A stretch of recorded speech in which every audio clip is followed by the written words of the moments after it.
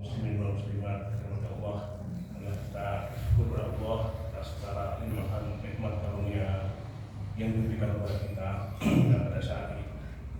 Kita doakan orang cinta, orang tua, anak, istri, suami, keluarga dekat kita, tetangga-tetangga kita, dan juga kepada kaum muslimin dan muslimat dan semua dalam keadaan sehat, khususnya kepada saudara kita yang sedang berada dalam keadaan tidak baik, Palestina khususnya, dan dalam kekuatan dan kekuatan baik dimenangkan dalam perjuangannya. Amin.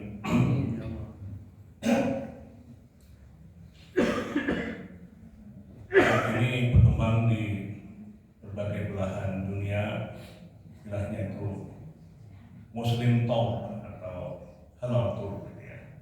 Nah, salah satu yang saya kira cukup menarik adalah ternyata di Cina juga ada yang jadikan ikon untuk kunjungan wisatawan Muslim dunia, yaitu kota Xi'an.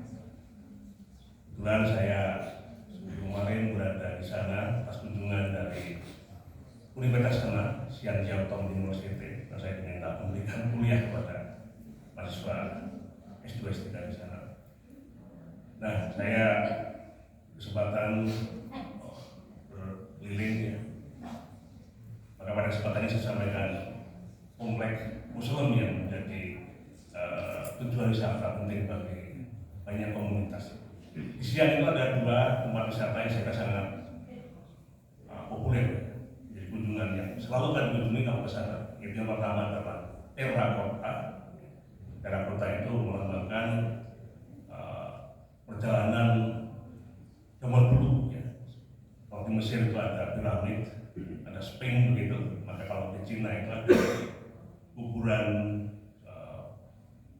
kaisar zaman dulu, yang raja zaman dulu, dan ada Terracotta. Di kuburan kemudian dijaga oleh Terracotta. Terracotta itu adalah patung pasukan yang menjaga kuburan daripada raja. Bukan berulang sekali ribuan tahun ya. Menjadi heritage, menjadi satu peninggalan yang sangat dikonserv oleh UNESCO, dan saya kira banyak sekali orang berkunjung ke sana. Nah, satu lagi yang kunjungan untuk Muslim Tour itu adalah komplek Muslim Quartier di kawasan Muslim, komplek Muslim ya. Itu tepat di pusat kota. Nah, di situ cukup menarik karena pertama kali begitu kita datang di tempat keramaian itu akan melihat bangunan tinggi yang kita kenal dengan Trump Tower. Jadi ada menara beduk, jadi ada menara besar, bangunan ya, bangunan besar dan tinggi, ada beduknya. Nah, konon kabarnya kalau saat tertentu beduknya dipul. Ini mirip mungkin juga dulunya caranya adalah karena itu pengembangan Muslim itu jadi beduk, rupanya beduk juga di Cina cukup populer.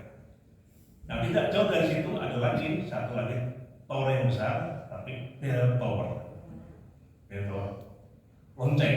Jadi rupanya ada juga bunyi lonceng, ada bunyi beduk. Tapi kalau yang mengarah ke dalam Muslim Quarter itu adalah yang beduk itu. Kompleknya sangat luas, itu mungkin satu kelurahan barangkali yang komplekkan begitu. Itu komplek Muslim. Jadi kalau kita ke situ, ya orang-orangnya ciri khasnya jelas sekali pakai kopiah, ibunya banyak kerudung ya. Kemudian restorannya tulisnya halal, jadi kalau kita mau makan halal di situ insya Allah sangat mudah. Makan mie, makan ramen, apapun lah ya, gulai, pokoknya semua halal. Jadi kita tidak ragu-ragu lagi, banyak sekali. Nah, kemudian di dalamnya itu kalau kita lihat sejarahnya itu ada cukup banyak masjid. Jadi di komplek itu diceritakan ada sekitar 10 masjid. Walaupun pada zaman beberapa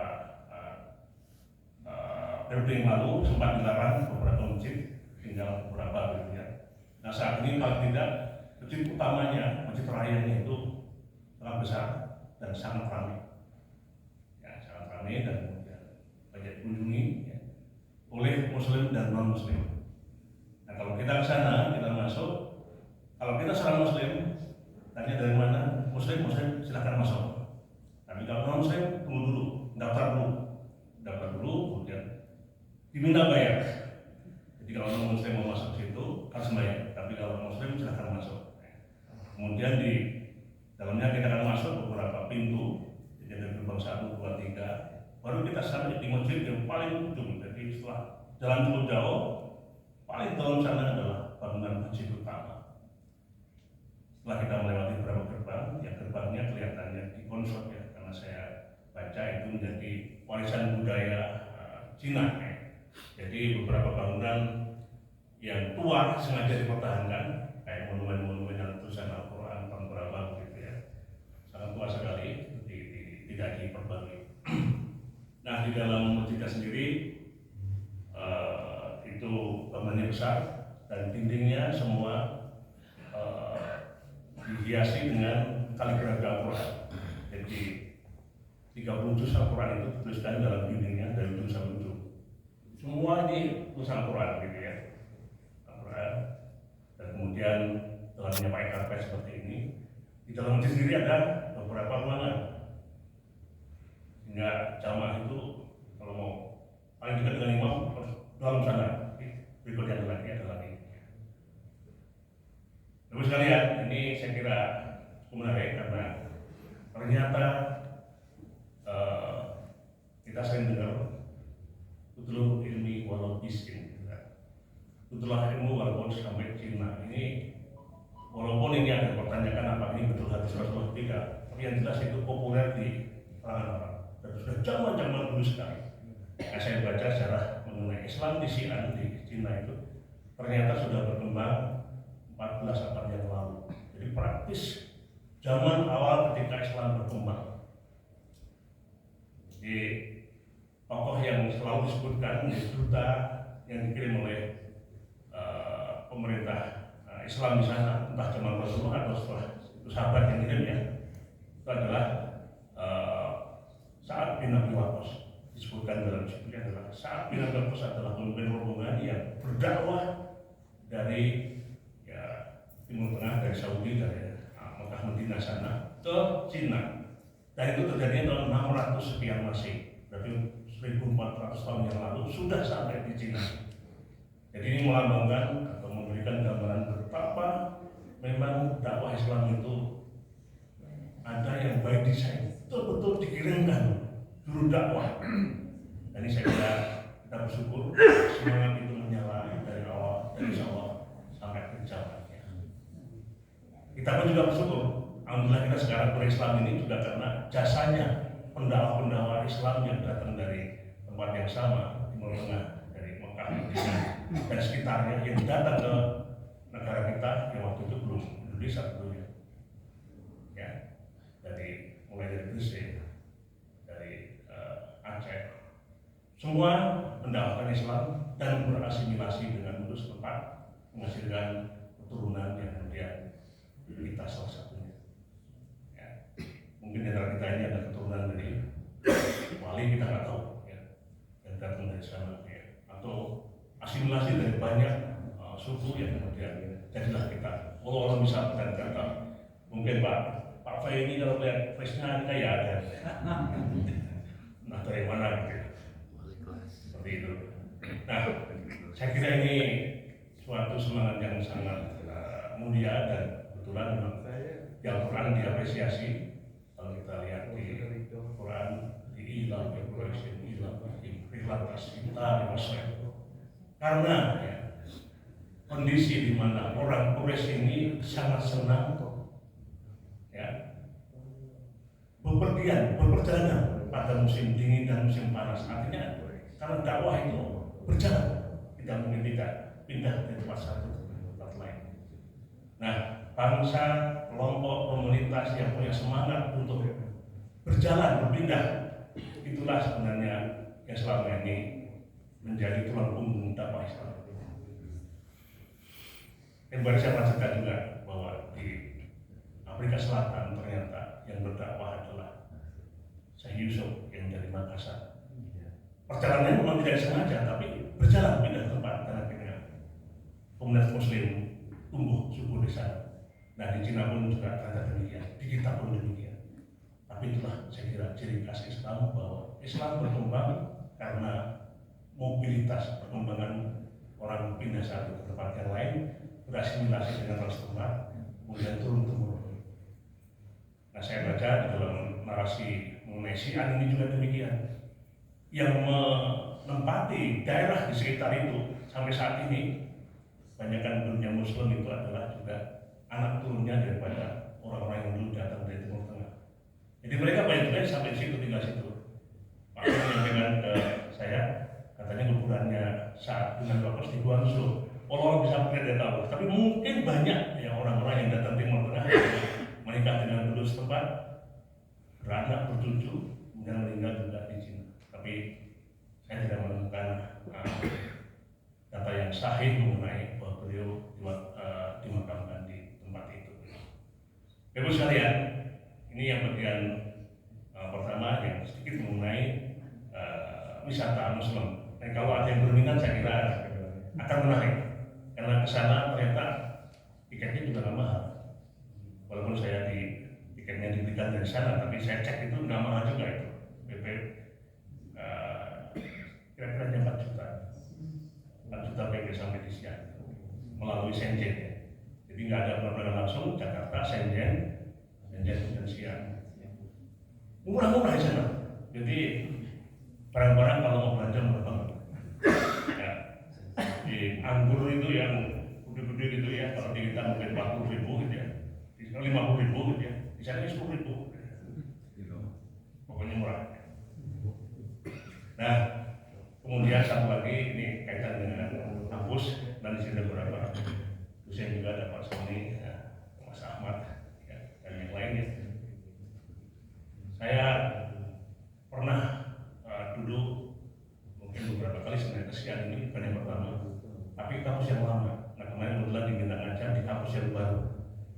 Jadi mirip sekali dengan ITB dan Jatinangor, Ganesha dan Jatinangor. Caranya kira-kira juga seperti itu. Kampus Ganesha, kampus Jatinangor, sehingga saya bayangkan mudah gitu ya, oh ini kayak ITB gitu. Tapi pernah dengan perkembangan yang dibuat di sana. Kampus baru ini luar biasa, serius benar. Di luasnya saya kira kira-kira 200 hektar. Dan yang mengagetkan itu, di dalam kampus baru ini ada apartemen dosen. Jumlahnya nggak tanggung-tanggung. Semua dosen 5.000 orang dibikin apartemen di dalam kampus. Towernya mungkin ada 30 tower. Dan saya tanya detail karena saya penasaran gitu. Dosen mau dikasih gitu? Oh enggak dikasih, disuruh beli. Jadi hak milik, rupanya ini untuk ini hak milik, ada sertifikat hak milik, bisa dijual lagi, bisa diberikan ke anaknya. Bukan disewakan, bukan dikembali ketika mengajar, tidak. Jadi dikasih loan, izin dari gaji. Nah, kalau profesor itu dapat apartemen luasnya 300 meter persegi. Besar banget, 300 lantai. Kalau sesuai 250. Nah, kalau dosen yang asisten itu 160, 160, 250, 300. Nah, kemudian teman saya yang undang saya itu profesor juga dapat 300, gede banget. Bilang anakmu berapa? Saya bersyukur, beruntung anak saya 2 kan, kembar. Kalau yang lain cuma punya 1, nah kalau 300 meter ada 1 gimana? Ngobrol gitu ya. Ya tapi gimana? Dosen dibikinkan rumah dalam kampus supaya kalau ngajar nggak jauh-jauh dekat gitu. Tapi bukan hanya dosen, mahasiswa dibikin asrama, kapasitasnya kira-kira 12.000 di dalam kampus. Jadi ada gedung banyak banget itu asrama mahasiswa. Kalau sana dosennya mencakup ada beberapa blok. Jadi mahasiswa juga kalau lagi kuliah sebelah selesai kuliah pulang jalan kaki sebenarnya di rumah. Kalau malam-malam sedang di lab, saya pulang. Pagi-pagi suruh datang ya jalan aja begitu. Jadi nggak usah pakai mobil, nggak usah pakai gojek gitu ya, di dalam kampus. Nah, kemudian lagi yang saya kira ini saya juga barangkali hanya ini menemukan metro yang langsung di kampus yang 2 biji. Kalau 1 biji, kampus saya di Nagoya di Jepang kebetulan sekarang punya. Jadi di dalam kampus itu ada stasiun subway. Jadi kalau ke mana turun di situ langsung ke atas sudah ada kampus. Nah kampus yang baru di Cina ini ada 2 metro. Ujung barat nanti karena gedenya kampus. Ujung timur ada stasiun metro, ujung barat ada. Jadi kalau dosen atau mahasiswa tinggalnya di blok barat, kalau mau jalan keluar masuk kota dan sebagainya, tinggal ke stasiun sini. Tapi kalau timur sebelah sana, ada 2 stasiun di dalam kampus. Ada lagi terminal bis. Jadi kalau yang nggak suka metro, bis juga ada. Bisa antar kota, bis dalam kota yang kemudian dari kampus satu ke kampus lain, maksudnya dalam terminal juga ada terminal. Jadi sangat-sangat serius dibangunnya. Kemudian peralatan juga demikian maju. Jadi saya terperangkat karena kampus ini ternyata beda sekali dengan kampus yang satu lagi yang dulu saya sering ke sana. Kampus yang lama yang tua itu tidak sehebat itu lah. Ini baru dibikin oleh negara itu. Jadi dananya APBN karena ini adalah kampus negeri. Nah barangkali ya, kenapa demikian? Karena barangkali tidak ada transisi dari waktu ke waktu. Beda dengan yang kita alami 5 tahun seperti hari ini kita nyoblos nggak ada sana. Jadi pemerintah ya karena partai cuma satu, jadi nggak ada transisi yang untuk dana besar untuk transisi. Pemilu tidak banyak program seperti itu. Mungkin salah satu kelebihan sistem yang mereka miliki, tidak ada uang yang besar kemarin yang mungkin triliunan juga. Kalau itu diinvest untuk bangunan itu sudah jadi memang gitu ya. Jadi barangkali ini hal yang lain, tapi kita bisa 5 tahunan terjadi. Insya Allah hari ini kita akan nyoblos. Tidak golput ya, nyobloslah sesuai hati nurani yang terbaik untuk kita. Kalau masih ragu-ragu bisa tanya Pak P atau Pak Ceng nih. Ya, baik saya kira itu sekedar sharing bahwa ternyata di mana-mana ada tersebut selalu terkait dengan pemerintahan yang ada di kita pun cuma dengan juga demikian. Tapi insya Allah bahwa Islam akan tetap berkembang dalam keadaan apapun ya, dan terlihat di dalam konstelasi dunia saat ini. Baik, kita akhiri sharing pada malam ini. Kita mulai kegiatan kita pada hari ini dengan bersama-sama baca surat Al-Fatihah.